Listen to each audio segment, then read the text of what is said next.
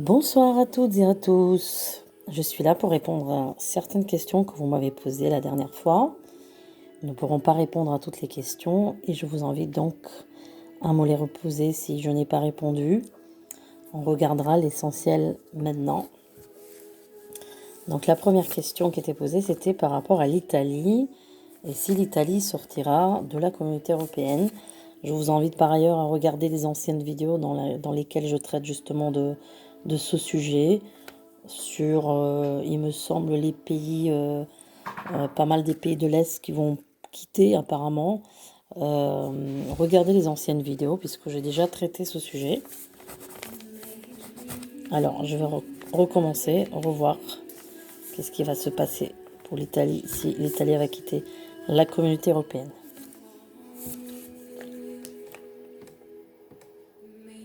L'Italie va être un pays de bouleversement prochain dans les 3 prochaines années qui viennent.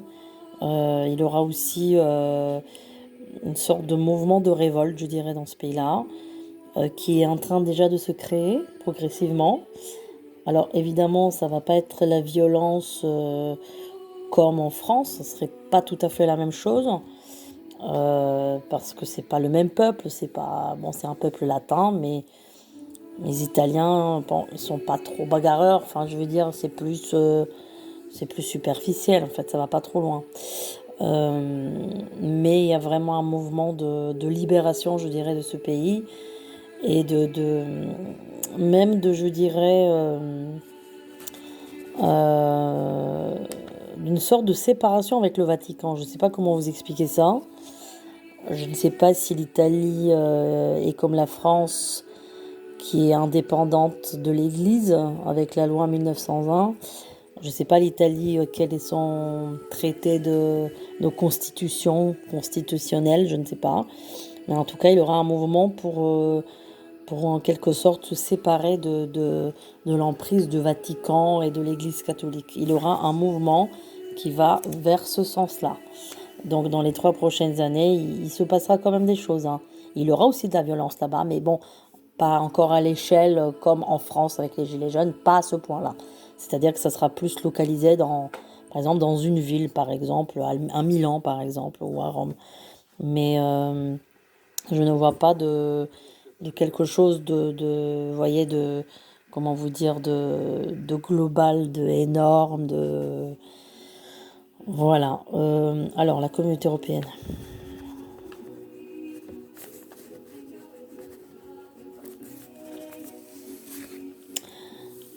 Je ne pense pas que dans les 5 prochaines années, l'Italie va sortir de l'Europe. Ils vont essayer, mais ça va être très, très, très dur. Je ne pense pas dans les 5 prochaines années. Peut-être et sûrement après, mais pas dans les 5 prochaines années. Voilà. C'est un pays qui va aussi beaucoup galérer prochainement. Il y aura beaucoup de pauvreté, beaucoup de suppression d'emplois, beaucoup de fermeture d'usines. Je vois c'est tout ce qui est usine de voitures. Est-ce que c'est, je sais pas quelle marque, Fiat, Alfa Romeo, je ne sais pas quelle marque. Je ne peux pas vous dire, mais il y aura des fermetures là-bas. Il y aura aussi des protestations. Alors sûrement qu'en France, on va pas vous montrer ça à la télé, parce que ce que j'ai remarqué en France, c'est que c'est une télé, comme on a dit, très chauviniste, hein, c'est-à-dire on s'occupe que de la France. Enfin, on ne sait pas ce qui se passe dans le tiers-monde, même en Europe, on ne sait même pas ce qui se passe. Donc ça m'étonnerait qu'ils montreront les mouvements en Italie. Bon, mais bon, pour ceux qui s'intéressent à l'Italie, qui surveillent de près, mais c'est pas tout rose, on va dire, hein. Alors, la deuxième question, c'était des tremblements de terre en Alsace. Alors,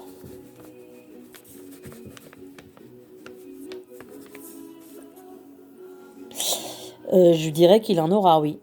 Moi, on me parle de l'échelle de Richter sur 7. Alors, si je peux avoir une confirmation, la dernière fois, c'était combien? C'est quand qu'il a eu la dernière fois un tremblement de terre? Moi, on me parle, oui, de tremblement de terre, mais qui peut venir, on me dit qu'il vient d'ailleurs, c'est-à-dire il vient de l'Allemagne, on me parle de ça. Euh, Si je parle à une langue un petit peu plus scientifique, en oh, j'arrive pas à le dire, dans la science qui traite les séismes. Et bien là, je vois qu'en fait, le terrain séismique vient de l'Allemagne, en fait. On me parle ouais, de l'Est. Donc à l'Est de l'Alsace, c'est l'Allemagne. Euh, donc oui, il y en aura. Il y en aura. Alors, c'est pas très fréquent. En fait, ça va être espacé. Mais quand il en aura, ils seront forts. Alors, j'attends de la personne qui m'a posé la question qu'elle me confirme tout simplement pourquoi elle s'inquiète de tremblements de terre là-bas, pourquoi juste là-bas en Alsace, et c'était quand les derniers. Voilà. Après, on reste sur les tremblements de terre. Une personne m'a posé la question sur la Californie. Et il me semble que dans des anciennes vidéos d'il y a 3 ans, j'ai déjà parlé de la Californie. Et je pense du parc Yellowstone. Mais je ne me rappelle plus ce que je dis. Je pense que c'était pas tout rose, mais essayez de regarder des vidéos de l'année 2017, il me semble. Et regardez les vidéos de 2017, toutes les anciennes vidéos qui traitent des sujets. Alors, la Californie. Donc là, on était pareil sur le sujet des tremblements de terre. Tremblements de terre. Écoutez, pour le moment, je dis non, il n'y a pas ça, je ne vois pas ça. Mais le jour que ça va arriver, parce que ça va arriver, je ne peux pas donner une date précise.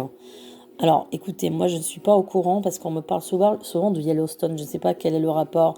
Il y a un rapport énergétique, mais bon, je ne suis pas trop renseignée sur le sujet. Donc, ceux qui peuvent apporter leur réponse, leurs réponses seront les bienvenus. On parle souvent de Yellowstone, de tout ça. Alors, il y a, un parc zoologique à Yellowstone. Enfin, ça s'appelle pas un parc zoologique, mais bon, il y a des animaux en pleine nature. Le parc de Yellowstone. Alors, effectivement, il y a quelque chose dans cet endroit.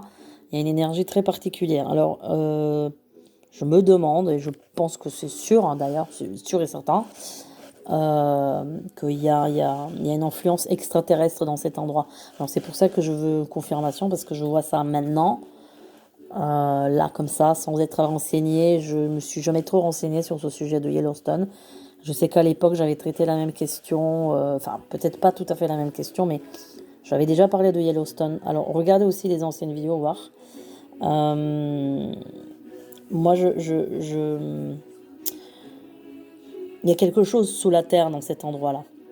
Alors, vous savez que il y a des théories comme quoi il y a des extraterrestres qui vivent en dessous de la terre. Donc, il y a des théories de ça. Bon, après, on parle de mondes parallèles, mais il y a des théories comme quoi les extraterrestres qui viennent pas en haut, mais qui viennent d'en bas. Donc ça, c'est une théorie même très plausible et très probable. Comme on dit qu'il y a un monde souterrain. Et moi, j'y crois à ça.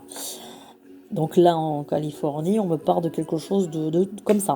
Donc c'est pour ça que je ne peux pas vous définir un temps, parce que là, c'est comme si le temps était bloqué. On me permet pas de voir ce temps-là. Mais le jour que ça va exploser là-bas, oui, ça va être quelque chose on va dire un feu d'artifice, quoi. Ça va être tout va être détruit. Alors, c'est pas tout de suite, ça. C'est pour ça que je dis, c'est pas là dans 2 ans, 5 ans. Bon, peut-être dans 5 ans, il y a quelque chose qui bouge déjà. En tous les cas, il y aura des incendies là-bas, ça c'est sûr. Oui, même peut-être cette année 2021, je pense l'été, il y aura des incendies. Mais c'est vrai que dans cet endroit, c'est très curieux. Il y a comme s'il y a des blocs qui bougent en dessous de la terre, vous voyez? Comme si c'est un terrain très très curieux. Il y a des blocs entiers qui bougent. C'est pour ça que je dis le jour qu'il aura vraiment un tremblement de terre, ça peut être la fin, quoi. C'est-à-dire tout va être détruit. Parce qu'à cet endroit, il y a quelque chose de particulier. Voilà. C'était quoi l'autre question? Ah oui, le vaccin Spoutnik. Bon.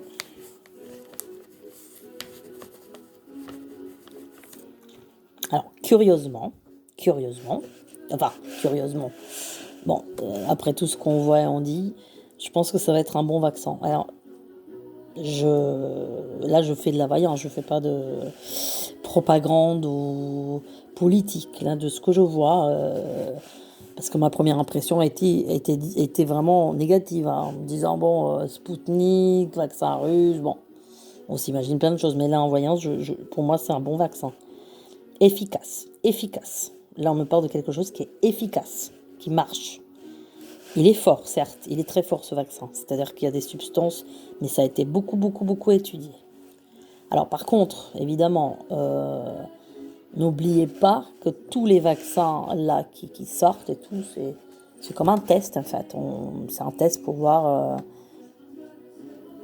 Il y en a qui partent de cobayes. Je ne veux pas utiliser ce terme parce que les pauvres gens, je ne peux pas les traiter de cobayes. Mais c'est malheureux de dire cobaye. Ça paraît comme des cobayes, mais c'est malheureux de dire cobaye. J'aimerais pas parler comme ça. Mais je pense que tout ce qui est nanoparticules, tout ça, je ne vois pas encore ça, moi, dans ces vaccins-là. Je pense que c'est un test. Là, on fait des tests, on essaye de voir jusqu'où où on peut aller, tout simplement. Donc, le Covid, c'était un test pour voir qu'est-ce que ça peut donner un virus comme ça, tout simplement. Voilà. Et puis, qu'est-ce qu'il avait d'autre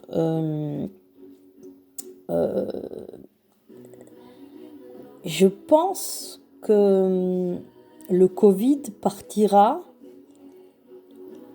aussi vite qu'il est apparu en fait. C'est-à-dire qu'il disparaîtra à un moment donné, mais comme ça, quoi, d'emblée, c'est-à-dire dans un seul coup. Alors, je pense déjà que... Bon, je pense qu'on va encore traîner tout ça jusqu'à la fin d'année, à mon avis, hein, si je me trompe pas dans les dates. Mais on traîne encore toutes ces séquelles jusqu'à la fin d'année et je pense normalement qu'en 2022, c'est bon quoi, on est débarrassé. Peut-être à partir de septembre, ça va être tout ça allégé, je pense. Alors j'espère que c'est avant évidemment, mais de ce qu'on me donne là, c'est ça.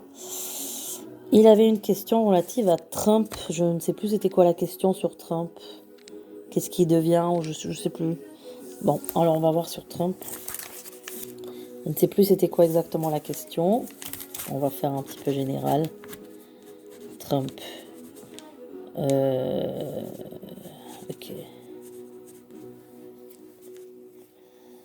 Donald Trump. Alors, là. Le 14, 6, 46. Il a 2 fois 4 et 2 fois 6. Bon, on avait dit que ça lui fait quoi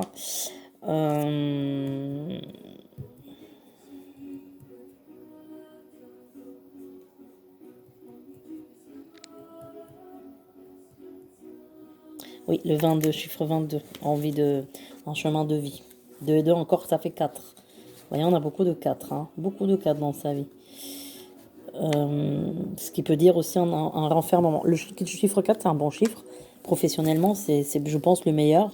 Parce que le chiffre 4, il a une très très forte réussite matérielle et professionnelle. Il est méthodique, il avance, il a une très bonne réussite professionnelle, mais il peut aussi se renfermer, c'est-à-dire saturer. Mais les chiffres 4, ils sont pas très fantaisistes, hein, ils sont pas très artistes, pas très... En tout cas, c'est pas un chiffre d'artiste, le chiffre 4, on va dire. C'est pas... C'est assez... voilà, ce sont des gens... des bosseurs, des travailleurs, et qui réussissent toujours à tous les coups. Moi, j'aime bien les gens du chiffre 4, franchement. Mais bon, après, c'est pas des artistes, c'est pas des... Ils sont pas trop créatifs, quoi, dans ce sens-là. Par contre, moi, c'est des gens bien. Alors, moi, on me dit que là, prochainement, il compte partir à l'étranger. Je sais pas, il compte partir à un endroit pour se sauver. On me dit se sauver parce qu'il faut qu'il réfléchisse à ce qu'il va faire et tout. Le truc là, c'est que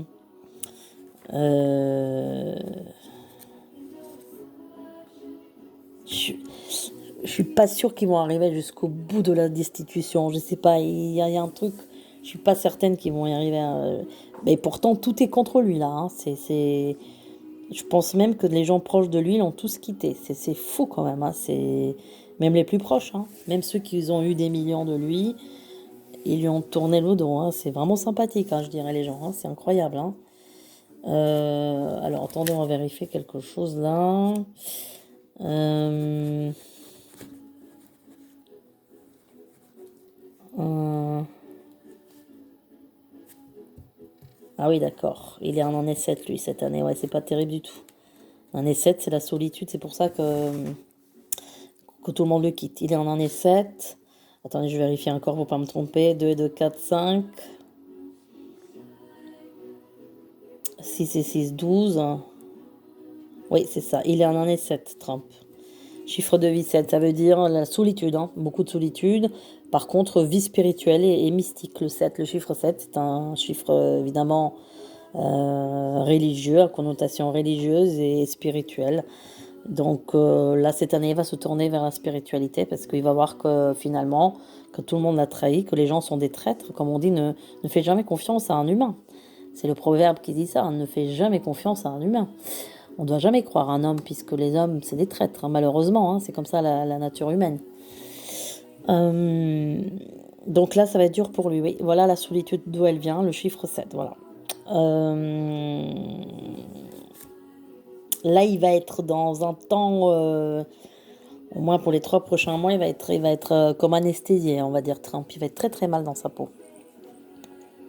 Il va être très mal, je le vois très seul, je le vois très isolé. Alors pourquoi je dis comme anesthésié? Parce qu'il n'arrive plus à, comment dire, il n'arrive pas à s'y faire, à comprendre ce qui se passe autour de lui. C'est-à-dire que du jour au lendemain, tout le monde le lâche.